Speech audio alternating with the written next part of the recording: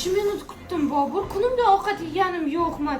Bitta ish eplolmaysiz siz. Qachon razvod? Nima bo'lsa ajrashaveraman deydigan xotinimga 10 yil deganda o'z qo'llarim bilan shaurma tayyorlab berishga qaror qildim. Nonlarni ichini kavlab olib, kerak bo'ladigan piyoz, sho'rbodring yuragimni parchasini parrak qilib to'rab olib, piyozlarimizni archamiz. To'rayotgan paytim ko'zimga nimadir kirib ketdi. Yo'q, yig'layotganim yo'q. Dunyoning ishini qoyillatgan piyoz to'raolmaydimi deb maqtanib sho'rbodringlarimizga o'tib ketdi. Soklarini ichib olib, asta-sekin ichidan bodringlarni olib to'rab olamiz. Xotinim bu videoni ko'rib mazza qilsin deb raqslarga ham tushib berdim.